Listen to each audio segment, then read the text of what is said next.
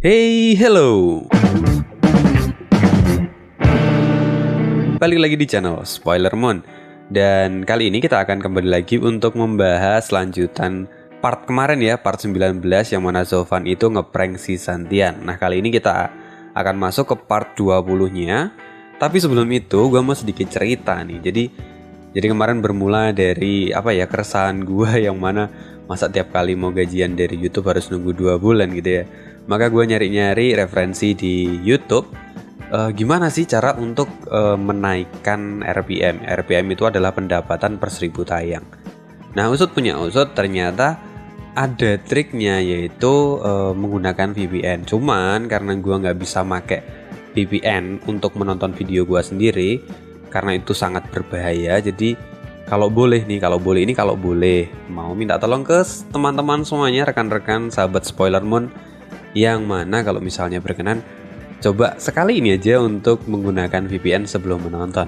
Ini pure gua penasaran apakah memang bener bisa menaikkan RPM atau enggak ya. Kalau misalnya tidak berkenan tidak apa-apa, langsung nonton aja seperti biasanya. Ini karena gua lagi penasaran aja sih, bener nggak sih. Jadi mau minta tolong ke teman-teman kalau misalnya memang berkenan. Kalau nggak berkenan nggak apa-apa. Ini kalau nyawer kan ya sama aja kan. Kalau memang pengen nyawer, monggo silakan nyawer. Kalau misalnya enggak, ya enggak apa-apa. Dan gue juga mengucapkan terima kasih sebelum lanjut untuk rekan-rekan yang sudah nyawer gitu ya. Terima kasih buat abang-abang semuanya sudah mau menyisihkan sedikit penghasilannya untuk memberi support dan semangat kepada Mimin. Lumayan banget untuk beli-beli kuota dan juga beli es teh kali ya. Oke, nah gitu. Jadi gue mau minta tolong itu tadi. Kalau misalnya mau silakan, kalau nggak mau ya nggak apa-apa. Nah, kita akan langsung masuk aja ke part 20. Setelah setengah bulan, Zofan duduk dengan tenang di sebuah ruangan kecil. Dia tampak sedang bermeditasi dengan tenang. Akhir-akhir ini dia telah mengatur berbagai macam urusan, mulai dari yang besar hingga yang terkecil di dalam klan Luo. Sebagai pelayan, dia bertanggung jawab atas semua urusan dari klan Luo itu sendiri. Dia juga perlu memantau kemajuan dari para penjaga serta kultivasi dari tim bayangan. Karena itu, waktu yang dimilikinya itu sangat terbatas sehingga dia jarang bisa untuk berkultivasi. Di sisi lain, Yunhai saat ini sudah menjadi anak angkat dari Santian. Karena itu dia harus sering mengantar tuan mudanya ini ke kamp tentara dari Santian. Dia mengantar pagi, pulang sore, seperti itu terus. Dan juga ini tujuannya untuk membangun hubungan baik dengan Dugu Santian. Waktu terus berjalan, setelah sekian lama hati Santian pun mulai melunak. Sebelumnya dia merasa sangat kesal karena Zofan itu terkesan menipu dia dan menjadikan Yunhai sebagai anak angkatnya. Tapi lama-kelamaan Santian itu mulai melunak. Dia mulai menjadi bangga pada Yunhai akan semua yang bisa dicapai oleh Yunhai. Ya bagaimana tidak? Ketika Yunhai bersama dengan Zofan, dia merasakan pelatihan seperti di neraka. Dan ketika dia berada di dekat Santian, maka pelatihannya itu jauh lebih mudah dan ini membuat Yunhai menjadi lebih semangat. Di mata Santian, tentu saja Yunhai ini adalah anak yang sangat baik, karena itu dia mulai menyukainya. Hingga akhirnya, Santian pun dengan sepenuh hati bisa menerima Yunhai. Setelah semua ini berjalan, barulah Yunhai pindah ke camp dan jarang kembali lagi ke klan Luo. Setelah ini terjadi, Zofan bisa sedikit bernafas lega karena akhirnya satu beban di pundaknya pun berkurang. Akhirnya sekarang, hubungan antara Yunhai dan Santian itu sudah seperti ayah dan anak yang sesungguhnya. Zofan tiba-tiba membuka matanya. Senyuman misterius muncul di wajahnya dan dia berkata, "Sudah waktunya menuntun orang tua itu untuk mengurus para parasit ini. Mari kita lihat apakah ini akan berjalan sesuai dengan rencanaku." Zofan pun kemudian berteriak, "Luo Pang!" Mendengar panggilan itu, Komandan Pang langsung bergegas bertemu dengan Zofan. Dengan panik dia bertanya, "Saudara Zuo, ada apa? Apakah ada perintah baru?" katanya. "Sekarang pergilah ke kamp tentara Menteri Dugu dan mintalah bantuan dari orang tua itu, serta katakan kalau misalnya klan Luo saat ini berada dalam masalah." "Apa? Dalam masalah? Apa kita sedang diserang musuh? Di mana mereka? Katakan pada saya." Komandan Pang tampak panik. Zofan kemudian memukul kepalanya dengan keras. Dia kemudian berkata, Tidak perlu mencari mereka, dan kamu tidak perlu tahu detailnya. Cepatlah pergi dan mintalah bantuan.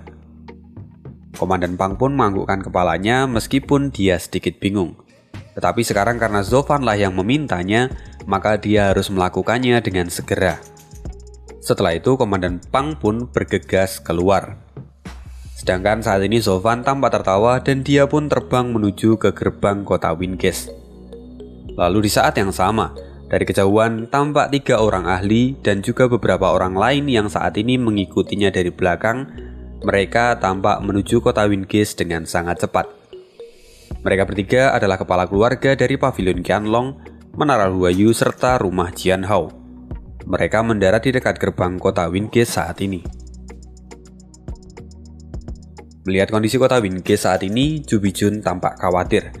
Dia kemudian berkata, "Aku tidak tahu apakah mereka sudah menyerang atau belum, tapi aku berharap kita belum terlambat." Long Yifei tampak memperhatikan sekitar. Dia kemudian berkata, "Bukankah kota ini tampak sunyi sekarang? Apakah semua orang sudah dipindahkan?" Tapi bukankah kota Wincase ini adalah tanah terlarang untuk ke-7 pilar? Seharusnya semuanya masih terkendali saat ini. Bagaimana kalau kita masuk dan memeriksanya?" kata Long Yifei. Untuk saat, semua orang terdiam. Mereka memikirkan segala sesuatu yang mungkin akan terjadi jika mereka masuk. Mulai dari mereka yang akan menentang perintah dari Kaisar, sampai kemungkinan terburuk kalau misalnya lembah neraka itu sudah menyerang klan Luo. Jika mereka gegabah, mereka mungkin akan tertangkap, dan jika mereka sampai tertangkap, maka keluarga mereka hanya akan tinggal nama.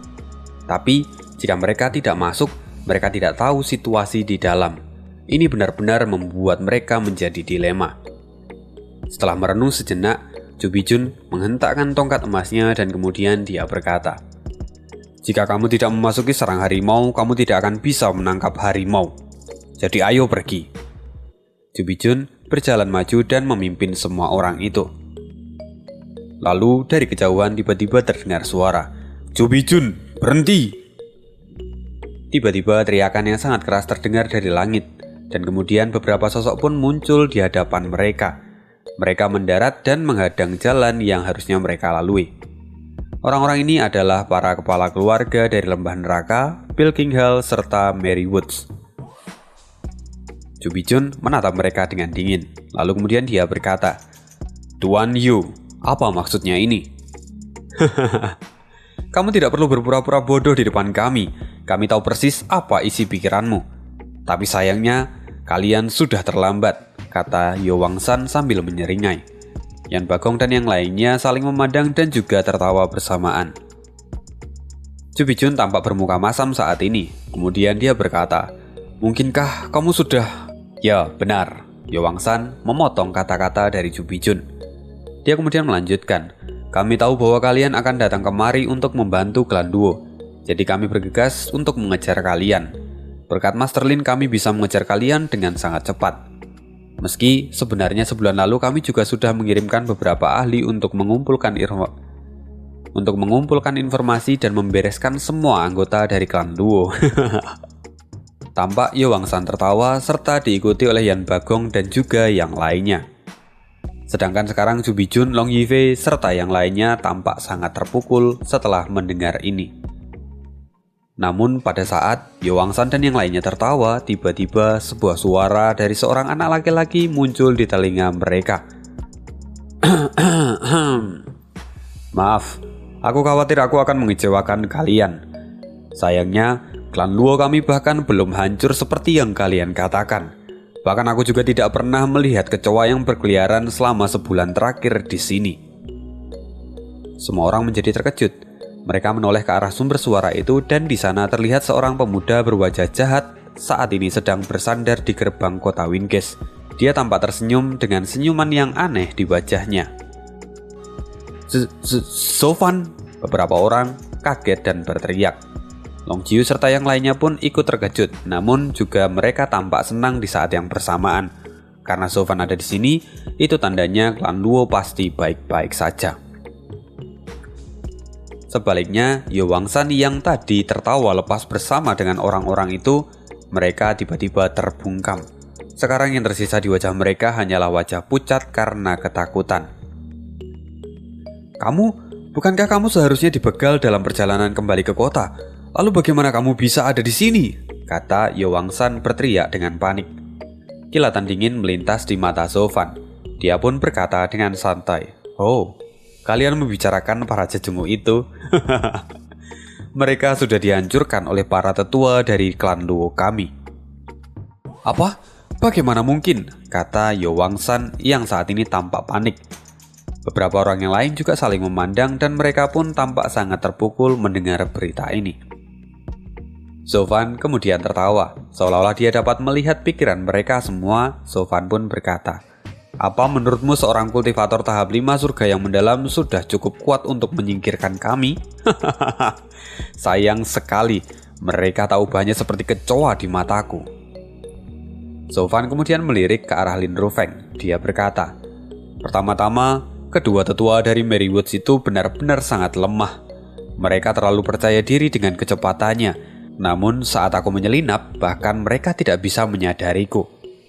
Ini benar-benar ciri khas dari orang-orang Merrywoods. Kalian sangat lemah." Mendengar kata-kata dari Sofan, Yowangsan serta Yan Bagong memandang Lin Rufeng dengan jijik. Mereka berdua berpikir sebenarnya siapa yang Lin Rufeng kirimkan untuk berurusan dengan anak ini. Benar-benar memalukan, bisa mati dengan begitu mudahnya. Sofan kemudian kembali berkata, "Gerbang kekaisaran pun terlalu sombong. Mereka terlalu membanggakan kekuatannya. Dan setelah kuberikan sedikit umpan, akhirnya mereka sama sekali tidak bisa berkutik dan hanya bisa mengantarkan nyawa mereka saja." Benar-benar menyedihkan.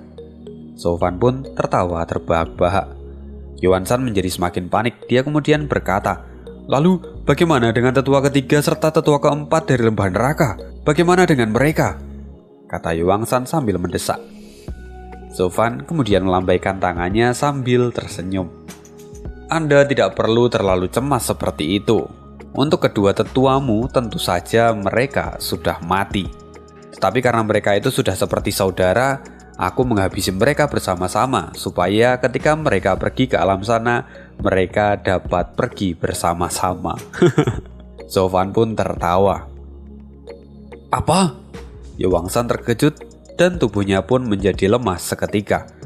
Tetua kelima lembah neraka saat ini tampak gemetaran, tetapi di dalam matanya dipenuhi dengan api kemarahan. Dia kemudian berteriak, "Sofan, aku benar-benar tidak bisa memaafkanmu lagi." Sofan menatapnya dengan jijik. Dia kemudian berkata, "Apa kau pikir kau punya kualifikasi untuk mengatakan itu? Kau saja kehilangan tanganmu." Semua orang di sana tersentak, termasuk Jubijun serta yang lainnya. Mereka tidak menyangka kalau Sofan bisa mendominasi hingga di tahap seperti ini.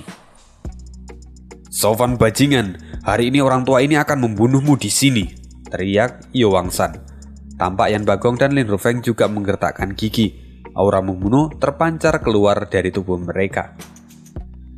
Long Yifei dan Xie Xiaofeng saling memandang. Mereka pun ikut bersiap. Karena Sofan saat ini masih hidup, mereka harus berusaha menyelamatkannya. Jubijun pun memiliki pemikiran yang sama. Ini semua demi kepentingan Menara Huayu juga. Sofan tidak boleh mati di sini dan dia juga harus melindungi Sofan. Setelah itu, Sofan pun digabung oleh para kepala keluarga, namun tidak ada sedikit pun rasa takut di matanya. Malahan dia mengangkat jari tengah dan mengarahkannya ke arah Yowangsan. Dia kemudian berkata sambil memprovokasi, "Konyol, saat di luar klan Luo bahkan kalian tidak bisa menyentuh ujung rambutku.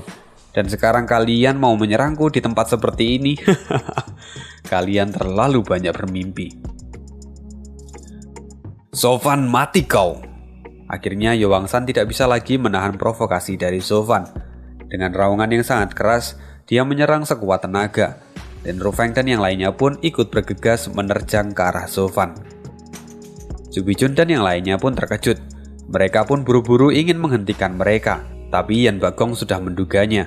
Dia kemudian berkata, "Kabut 7 warna." Dengan teriakan keras, Yan Bagong pun berbalik dan mengeluarkan kabut berwarna-warni untuk menghentikan Bijun dan yang lainnya. Tentu saja, setelah melihat ini spontan mereka semua mundur.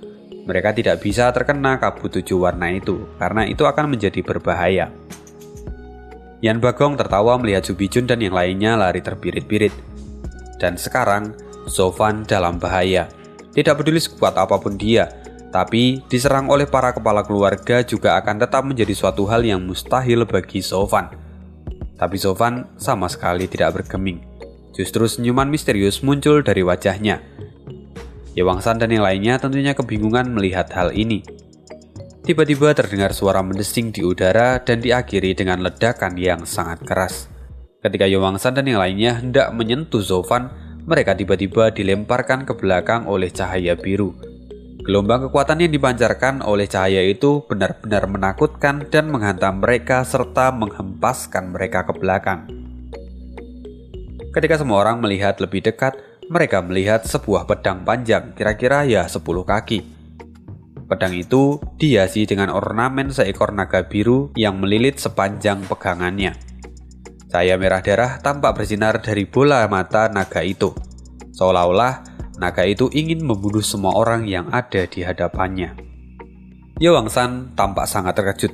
Dia kemudian berteriak, "Prajurit roh tingkat 6, sang naga penebas bulan." Ya, sorry, ini agak susah ditranslatekan ya, julukannya itu. Jadi Anin translate-nya sebagai sang naga penebas bulan. Mohon ralat kalau misalnya ada kekeliruan. Benar sekali, Tuan Ye Wangsan. Aku tidak menyangka kamu bisa mengenali senjata pribadi orang tua ini. Itu adalah Dugu Zantian. Dugu Zantian saat ini tampak menggendong Yunhai, lalu kemudian dia menyerahkan Yunhai kepada Sofan. Zantian memandang Ye Wangsan dan yang lainnya, dan semua orang pun menjadi gemetaran. Keringat dingin di dahi Ye Wangsan otomatis mengalir. Mereka tidak pernah mengira kalau salah satu menteri kekaisaran akan berada di sebuah kota terpencil seperti ini. Ye Wangsan pun kemudian berkata, "Menteri, ini urusan kami dan anak itu. Saya harap Anda tidak ikut campur." Ye Wangsan tampak gemetaran saat mengatakan itu. Zantian mengayunkan pedang panjangnya dan kemudian dia berteriak, "Apa kau bercanda? Orang tua ini diperintahkan untuk menjaga kota Wingkiss. Bagaimana bisa kamu memintaku untuk mundur?" Ye Wangsan, kamu terlalu banyak menentang perintah kekaisaran akhir-akhir ini. Sepertinya kamu harus diberikan sedikit pelajaran. Apa? Perintah kaisar? Tubuh Ye Wangsan tampak terguncang. Wajahnya menjadi suram seketika. Saat dia menatap kepala keluarga lainnya, mereka pun memiliki ekspresi yang sama dengannya.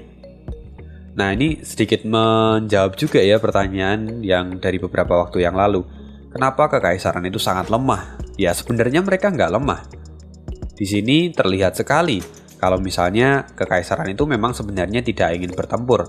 Mereka memiliki pemikiran yang jauh lebih di depan. Sekarang dapat dilihat, hanya dengan satu menteri, 3 pilar merasa ketakutan dan tidak bisa berkutik hanya karena melihat Zantian seorang. Setelah itu, keempat macan Tian Yuan pun ikut menyusul dan sampai di sana. Ye Wangsan saat ini tampak mendesah pelan. Dia merasa sangat bersalah di dalam hatinya. Seharusnya mereka tidak pernah menyentuh klan Luo. Sekarang semuanya menjadi kacau karena kehadiran orang ini.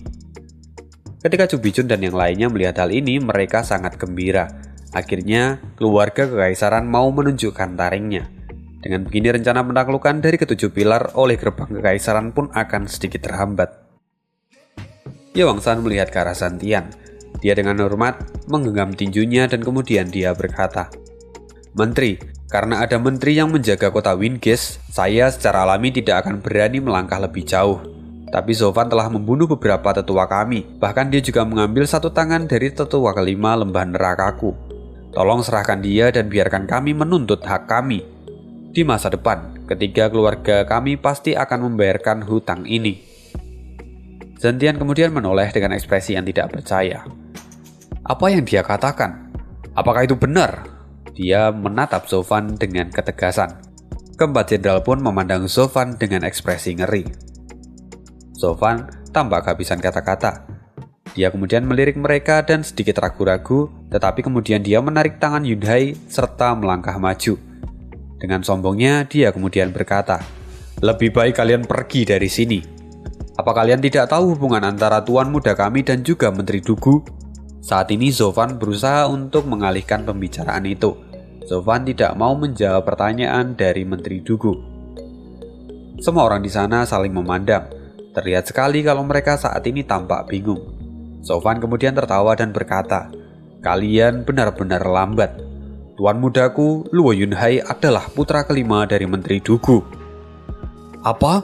Semua orang terkejut dan mereka semua kemudian melihat ke arah Zantian. Zantian paham akan apa yang sebenarnya diinginkan oleh Zovan.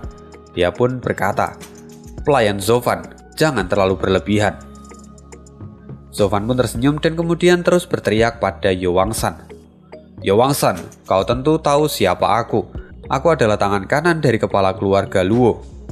Posisiku tak ubahnya seperti para jenderal di tangan menteri. Jika kamu memintaku dari klan Luo, itu sama halnya seperti meminta para jenderal dari menteri. Apa kau pikir tuanku akan setuju? Dan apa kau pikir tuan mudaku dan ayah angkatnya akan tinggal diam melihat hal itu?" Mendengar hal ini, semua orang merasa malu serta frustasi. Entah bagaimana urusan ini tampaknya malah semakin runyam. Seharusnya ini hanya menjadi urusan antara mereka dan juga Zovan. Namun kenapa sekarang justru mereka harus berurusan dengan Menteri Zantian? Kembali setelah itu Zovan berteriak, "Lalu apa kau pikir menteri akan menyerahkan aku? Kau sudah membunuh ratusan ribu saudaraku dan sekarang kau menuntut balas akan kematian beberapa tetuamu? Kau benar-benar sangat munafik. Apa kau pikir 100.000 nyawa itu jauh lebih murah dibandingkan beberapa tetuamu yang memang berniat untuk membunuhku? Aku hanya membela diri. Kesalahan apa yang telah kulakukan? Mereka semua memang pantas mati." Mendengar hal ini, Yowangsan seperti menelan pil pahit dan hampir muntah seteguk darah. Semua kebohongan Zovan itu benar-benar memojokkannya di hadapan Menteri Zantian. Belum lagi 100.000 nyawa.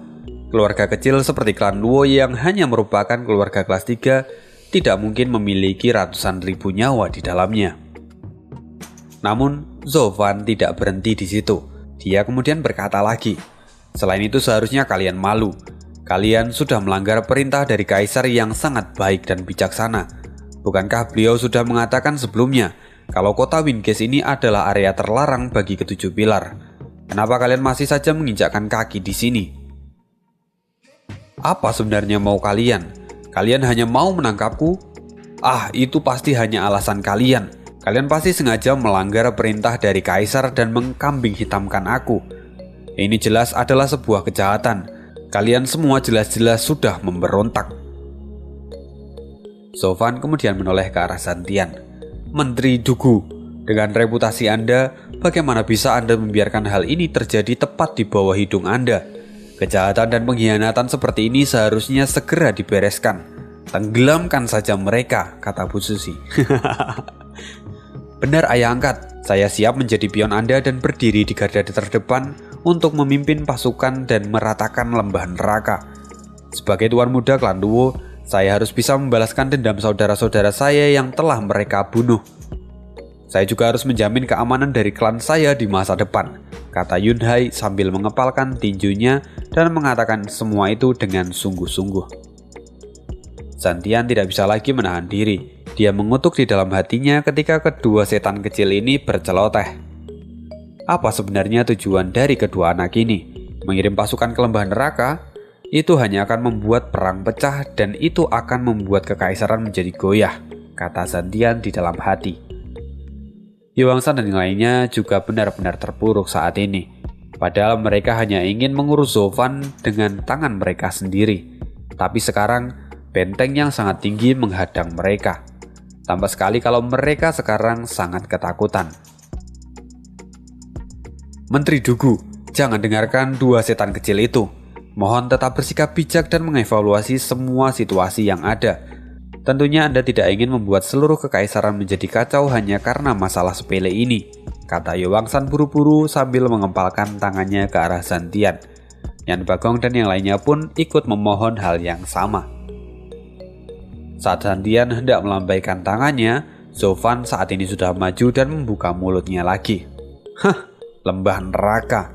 Kalian benar-benar sombong. Kalian pikir Menteri Dugu tidak mengevaluasi semuanya sejak awal? Kalian benar-benar meremehkannya.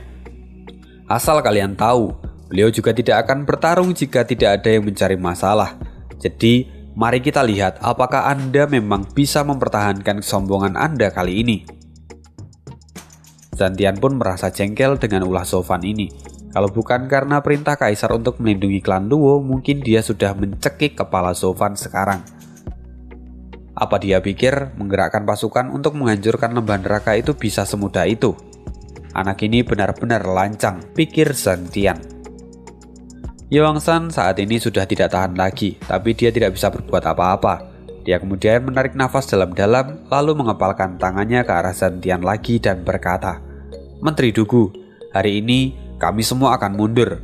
Selama Anda ada di kota Wingate, kami tidak akan melangkah maju sedikit pun. Dan untuk Zofan, kami tidak menginginkannya lagi.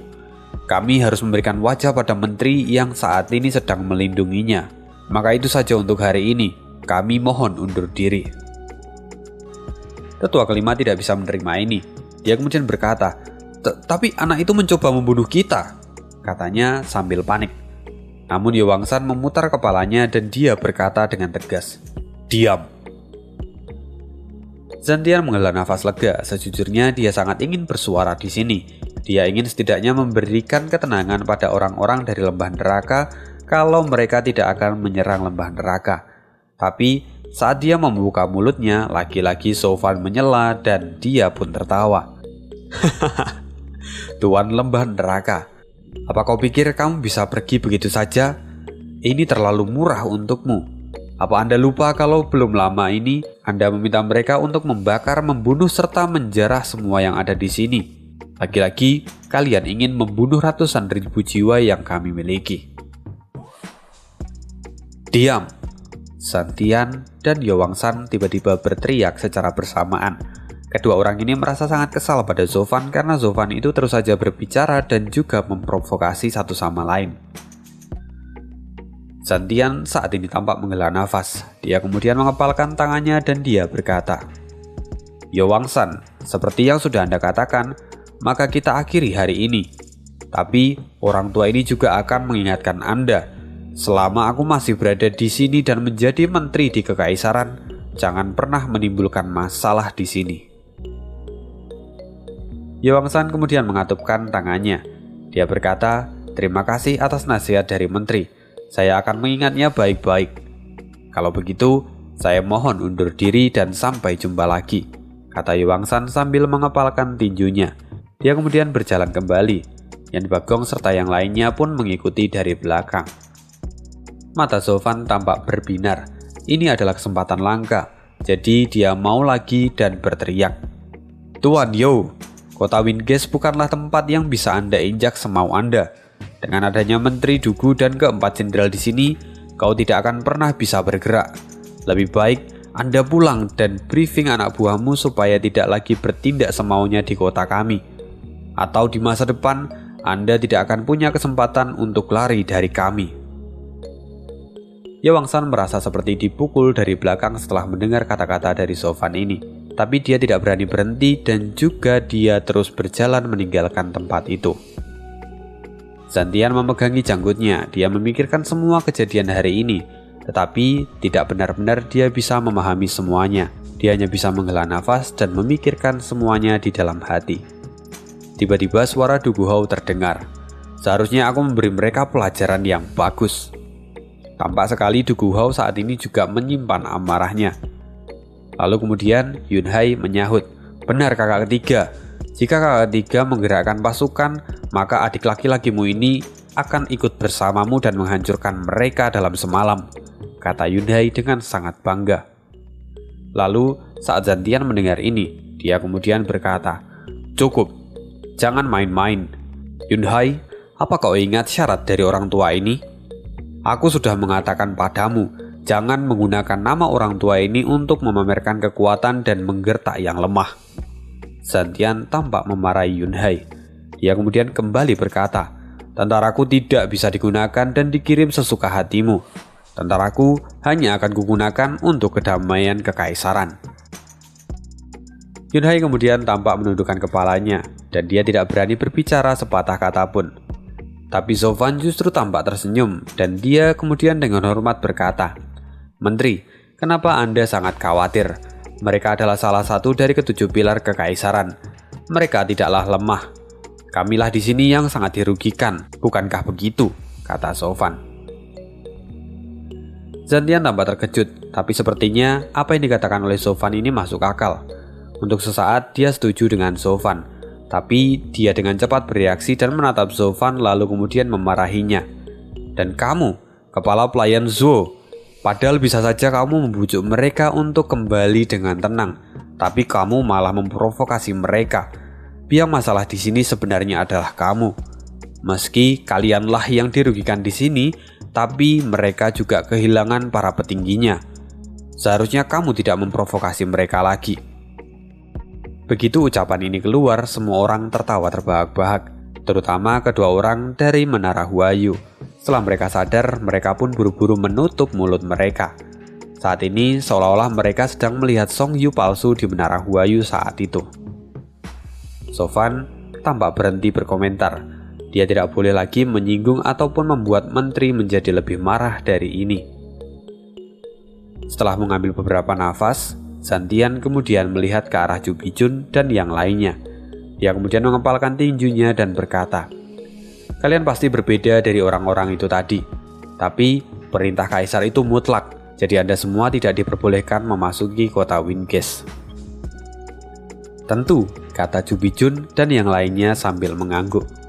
Setelah itu Zantian menoleh ke arah keempat jenderalnya. Dia kemudian berkata, "Ayo pergi dan kembali ke kemah." Setelah itu Zantian hendak pergi dari sana, tapi Sofan kemudian berteriak, "Tunggu sebentar, Menteri, ada beberapa hal di klan Luo yang membutuhkan kehadiran dari Tuan Muda kami. Apakah diizinkan jika Tuan Muda kami menetap di sini untuk hari ini?" tanya Sofan kepada Zantian. Zantian pun kemudian mengangguk. "Ya, memang lebih baik dia tinggal di sini untuk hari ini. Dia sudah membuatku marah, jadi lebih baik aku tidak melihatnya lagi hari ini." Mendengar kata-kata Zantian, Yunhai tampak sedih, dan dia saat ini memandang Sofan dengan cemas. "Kak Sofan, apakah ayah angkat benar-benar membenciku?" katanya. Dugulin kemudian tertawa mendengar kata-kata dari Yunhai. "Adikku, jangan khawatir. Menteri memang keras hati, tapi dia sangat mencintaimu. Dia hanya sedikit marah padamu hari ini, jadi kamu tidak perlu terlalu memikirkannya." Mendengar itu, Yunhai pun menjadi merasa lebih lega. Sofan saat ini kemudian berjalan mendekati Long Yifei dan yang lainnya. Dia kemudian tersenyum lalu berkata, "Kalian lama tidak bertemu. Kalian pasti saat ini datang kemari untuk mendukung klan Luo, kan? Terima kasih. Tapi itu tidak perlu. Sekarang semuanya sudah terkendali." Long Jiu pun tertawa. Dengan adanya saudara Zuo di sini, klan Luo pun pasti baik-baik saja. "Tapi saudaraku, perkenalkan, ini adalah pemilik pavilion Qianlong kami, Long Yifei. Dan ini adalah pemilik dari rumah Jian Hou." Setelah itu Long Jiu memperkenalkan satu persatu orang yang ada di sana. Sofan pun menyapa mereka satu persatu. Saat dia sampai di depan Chu Bijun tampak mengangguk sambil tersenyum. Dia kemudian memuji. King Chen memiliki penglihatan yang bagus dan pelayan Zuo memang memiliki keterampilan sipil dan militer yang luar biasa. Menantu Menara Huayuku memang benar-benar luar biasa. Tampak sekali Chu Bijun tersenyum dengan penuh kegembiraan. Sofan menjadi terkejut. Saat ini sebagian besar orang yang ada di sana menatapnya dengan tatapan yang agak ambigu karena respon yang Sofan berikan itu. Sofan kemudian mengatakan sesuatu. "Nenek, aku tidak melakukan apapun untuk dipuji. Sebelumnya aku hanya membalas budi karena menerima cairan akar bodi yang diberikan oleh cucu. Jadi mohon tidak memanggilku seperti itu lagi di masa depan." Tampak wajah Sofan berubah menjadi dingin. Chu Bijun benar-benar dibuat terkejut. Wajahnya dipenuhi dengan kebingungan. Long Yifei dan yang lainnya pun saling memandang karena merasa heran. Seharusnya Sofan itu bersyukur karena bisa mendapatkan istri secantik cucu. Tetapi dia malah terkesan menolaknya dan sama sekali tidak tertarik. Pengawas Peony kemudian berteriak karena sudah tidak bisa menahan amarahnya lagi. "Sofan, King Chen benar-benar menyukaimu, tapi kenapa kamu seolah tidak peduli padanya? Apa maksudnya ini?" Sofan pun merasa kesal. Dia kemudian berkata, "Aku tidak peduli akan hal itu. Aku hanya mengulurkan tanganku karena aku berhutang budi padanya. Dan sekarang aku pun secara tidak sengaja menyembuhkan nenek tua ini. Justru kalianlah saat ini yang berhutang padaku. Kenapa kalian justru malah meneriakiku?" Orang-orang dari Menara Huayu benar-benar terpukul setelah mendengar kata-kata dari Sofan. Pipi Jubijun tampak berkedut dengan keras saat ini. Ini adalah pertama kalinya dalam hidupnya dia diteriaki oleh seorang bocah bau kencur seperti ini. Sejak dia bangun, dia sudah mendengar banyak berita tentang Sofan. Tetapi saat ini dia tahu kalau Sofan itu bukanlah tipikal orang yang bisa dia singgung. Kalau tidak, di masa depan mungkin Menara Huayu bisa diratakan oleh Sofan. Karena itu, Jubijun mulai berhati-hati. Long Yifei tampak tersenyum canggung. Dia kemudian buru-buru mencairkan suasana yang ada di sana. Dia berkata, "Kita semua adalah sekutu saat ini. Kenapa kita harus mempermasalahkan masalah kecil seperti ini? Bukankah justru akan berbahaya jika keempat keluarga ini malah menjadi musuh? Mohon tenangkan pikiran kalian semua." Jubijun pun tersadar dan kemudian dia berkata, "Maafkan aku Tuan Long, Anda benar tentang hal ini. Dan juga pelayan Sofan, aku pun meminta maaf padamu. Aku sudah sedikit berlebihan." Jubijun tampak menundukkan kepalanya kepada Sofan. Sofan itu tidak munafik. Dia pun kemudian menundukkan kepalanya dan berkata, "Maafkan saya juga, saya hanya terbawa suasana sebelumnya." Jubijun kemudian mengangguk dan kemudian dia mulai tersenyum kembali. Tetapi pengawas Peony saat ini masih marah dan tidak mau memandang Sofan. Kita abaikan saja orang itu. Lalu kemudian Sofan kembali berkata, "Baiklah, setelah melihat Anda sekalian berkumpul di sini hari ini, artinya kalian pasti sudah menyetujui untuk menjadi sebuah aliansi," kata Sofan sambil memandang semua orang. Dia kemudian melanjutkan, "Karena kepentingan kita sama, jadi memang sebaiknya kita menggabungkan kekuatan kita." Semua orang pun menyetujuinya tanpa seorang pun melakukan penolakan. Lalu Jubijun melanjutkan, "Kami sebelumnya telah berkumpul di pertemuan 7 pilar dan gerbang kekaisaran memang ingin melakukan sebuah skema yang besar." "Hah? Pertemuan 7 pilar? Ceritakan apa yang terjadi."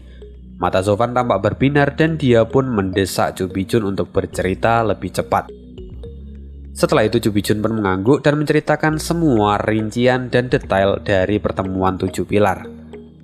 Setelah memahami semuanya, Sofan tampak berpikir dengan keras, kemudian dia berkata, "Meski gerbang kekaisaran merencanakan ini semua, tapi tampaknya mereka bekerja dengan penuh kehati-hatian. Wang Putian Yuan itu memang benar-benar cerdik. Mereka selalu berdiri di belakang layar." Yunhai kemudian berteriak, "Hah, cerdik apanya? Kak Zhou, dia itu hanya meminta lembah neraka serta yang lainnya untuk bergerak di garis depan. Sedangkan mereka hanya bersembunyi di belakang. Itu tandanya mereka bukan cerdik, tapi mereka itu pengecut." Yunhai mengatakan itu dengan bibirnya yang maju seperti orang yang jijik. Ya nggak tahu jijik, pokoknya jijik. Mendengar ini Sofan pun tertawa. "Bocah bau, sepertinya aku harus memberimu pelajaran lagi. Jika kamu terus memiliki pemikiran seperti ini, kamu tidak akan bisa menjadi kepala keluarga yang baik. Seperti yang dirumorkan, gerbang kekaisaran itu sangatlah kejam. Aku telah membunuh salah satu putranya, tapi Wang Putian Yuan itu sama sekali tidak terlihat marah. Dia hanya mengirimkan sekelompok master ke kota Wingate untuk mengejarku, yang mana ini menunjukkan bahwa orang ini itu memiliki pemikiran yang sangat tenang. Setelah dia kehilangan seorang putra, dia tampak terlihat baik-baik saja. Meskipun dia ingin membalas dendam, tetapi dia tidak melakukannya dengan tangannya sendiri. Namun dia menggunakan kesempatan ini untuk menguji ketiga pilar bawahannya. Dengan begini, dia juga bisa tahu kepribadian dari bawahannya itu. Ini adalah jiwa dari seorang pemimpin yang harusnya kamu juga tiru, kata Sofan kepada Yunhai. Setelah itu Sofan pun melanjutkan, jika nanti kamu akan mewarisi posisi dari kepala keluarga klan Luo, tidak peduli sekuat apapun kamu nanti, Tapi kamu harus memiliki pemikiran yang tenang dan juga bersikap lebih kejam pada siapapun. Sofan menepuk kepala dari Yunhai. Semua orang di sana mendengar apa yang dikatakan Sofan kepada Yunhai, tetapi mereka benar-benar tidak bisa mengerti pemikiran dari Sofan itu. Di dunia ini mana ada pelayan yang melatih tuannya dengan cara seperti ini. Tetapi perlahan-lahan mereka juga menyadari bahwa apa yang dilakukan oleh Sofan itu juga ada benarnya. Terkadang kita itu harus keras jika itu diperlukan untuk mendidik dan mendewasakan seorang anak. Tidak selamanya menjadi lembek itu bisa membuat karakter anak menjadi lebih baik. Jadi begitu ya bapak-bapak, ibu-ibu. Jangan lupa pelajaran hari ini. Mendidik anak itu tidak selalu lembek. Jadi kadang kita juga harus keras. Tapi masalahnya sekarang kalau keras langsung kena KDRT, langsung kena kekerasan di sekolah. Wah, susah. Dan yang terjadi ya karakter anak seperti itulah ya, Anda tahu sendiri. Oke, kita lanjut lagi. Setelah memikirkannya beberapa saat, Sofan memandang semua orang dan berkata, untuk saat ini karena keluarga kekaisaran telah menyatakan sikapnya dan juga karena menteri saat ini ada di sini, maka keluarga kami pun menjadi relatif lebih aman. Long Jiu kemudian berkata dengan penasaran, saudaraku Sofan, sejak kapan klan Luo itu berhubungan baik dengan menteri Zantian? Saya telah berada di kota Wingge sejak bertahun-tahun, tetapi kenapa saya tidak mengetahui hal ini? Sofan pun kemudian mengangkat kepalanya dan berkata, ini bagaimana ya mengatakannya? Jadi kami berjumpa sekitar setengah bulan yang lalu. Itu memang adalah waktu yang singkat. Tapi yang perlu kalian tahu bahwa tidak ada yang tidak bisa kulakukan di dunia ini. Hanya dalam waktu setengah bulan, aku bisa mendekatkan diri pada Menteri Zantian. Sofan pun kemudian tertawa dengan jahat. Segera setelah itu, Yunhai pun menyambung dan berkata, jangan lupa ada poin lain, yaitu tuan muda ini terlalu baik dan mengemaskan. Karenanya, aku disukai oleh orang tua itu dan aku pun diangkat sebagai anak. Setelah itu Yunhai pun tertawa dan membanggakan dirinya. Kemudian, Long Yifei pun tertawa dan melempar candaan. Karena klan Luo sudah cukup kuat sekarang, apakah aku harus mengakhiri kontrak antara Pavilion Qianlong dan klan Luo? Sofan pun kemudian menatap Long Yifei dengan serius, lalu kemudian dia berkata, sayangnya aku tidak bisa mengakhiri itu, karena klan Luo kami masih sangat miskin saat ini dan butuh sokongan dana. Sekarang keempat keluarga adalah aliansi, maka kita harus saling membantu. Juga kalian harus membantu klan Luo untuk bisa terlepas dari jaring kemiskinan ini. Setelah itu terdengar suara Pioni yang ngegas. Dia berteriak, saat kamu berada di Menara Huayu, kamu sudah mengambil banyak sekali bahan obat langka yang kami kumpulkan selama 1 tahun. Sekarang apa lagi yang kamu inginkan? Apa yang mau kamu rampok? Katanya sambil marah-marah. Sofan pun tersenyum. Dia berkata, bahan obat itu sudah kugunakan untuk membuat ke-18 pil yang aku berikan kepada kalian. Pil itu juga sudah menyelamatkan seluruh keluargamu. Bukankah itu sudah cukup? Malahan sekarang kalianlah yang berhutang padaku. Kamu bajingan, kata pengawas Pioni yang kehabisan kata-kata. Jubijun pun tersenyum. Dia kemudian berkata, sudah cukup. Sekarang keempat keluarga kita berada di perahu yang sama. Di masa depan klan Luo mungkin bisa menjadi bantuan besar bagi kita. Membantu klan Luo sama halnya dengan melakukan investasi untuk diri kita sendiri. Jika klan Luo membutuhkan bahan obat, maka Menara Huayu dengan senang hati akan membantu untuk menyiapkannya. Sofan pun kemudian memuji, seperti yang diharapkan dari nenek. Anda benar-benar luar biasa bijak. Kalau begitu, saya ucapkan terima kasih. Sofan mengatakan itu sambil mengacungkan jempolnya. Xie Xiaofeng kemudian berkata sambil tersenyum, rumah Jianhou memiliki banyak bahan material untuk pemurnian. Kami juga akan mengangkut harta magis dari prajurit roh, lalu juga berbagai biji besi di masa depan untuk mensupport klan Luo. Mendengar hal ini, Sofan pun tampak sangat gembira. Long Yifei kemudian mengangkat bahunya tak berdaya lalu berkata, kalau begitu sisa persediaan akan disiapkan oleh Pavilion Qianlong. Sofan melirik Long Yifei. Kalian adalah serikat perdagangan terbesar di kekaisaran. Jadi kenapa tidak kalian siapkan semuanya sendirian sejak awal? Kata Sofan mencibir Long Yifei. Begitu kata-kata itu keluar, semua orang saling memandang. Lalu setelah itu, mereka pun tertawa bersama-sama. Pada saat ini, semua orang jauh lebih menghargai klan Luo karena Sofan bisa menunjukkan dirinya layak. Ketika Yunhai melihat bahwa klan Luo tiba-tiba memiliki begitu banyak sumber daya, dia tahu bahwa keluarga akan segera mengalami kebangkitan. Dia sangat gembira dan kemudian dia berteriak sambil mengangkat kepalanya. Sangat menyenangkan memiliki teman dari jauh. King Caikin kemudian dia berkata, "Anak ini memang sangat pintar. Dia benar-benar bisa memahami situasi ini." Semua orang pun tersenyum dan mengangguk menyetujui kata-kata dari King Caikin, kecuali pengawas Peony yang kemudian mencibir. Ya benar, anak ini memang pintar dan berperilaku baik, bijaksana juga sopan. Tetapi dia itu sangat berbeda dengan seseorang yang ada di sini.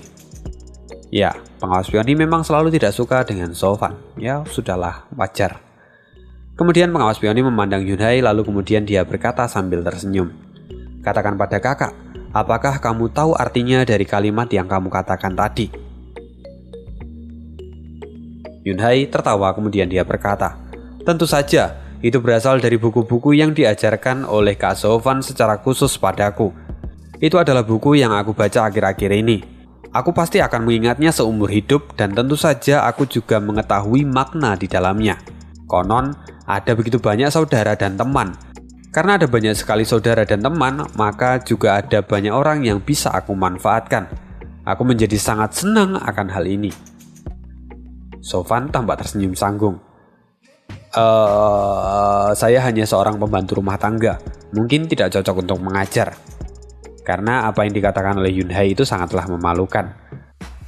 Semua orang tampak menatap Sofan lalu kemudian mereka berkata, Tidak, kamu cocok menjadi seorang guru," katanya. Sekarang, mereka semua benar-benar yakin bahwa tuan muda dari klan Luo ini telah dicuci otak oleh Sofan. Oke, sekian dulu spoileran hari ini. Thank you banget, kita akan ketemu lagi di next day. Thank you banget untuk perhatian kalian hari ini, dan untuk next time mungkin kalau misalnya kalian berkenan boleh juga untuk menggunakan VPN sebelum menonton video ini. Dan kalau misalnya ada yang mau nyawer boleh banget, ada via Saweria dan juga ada via bank lewat Bank Mandiri gitu ya. Thank you banget, see you again di next video dan bye bye.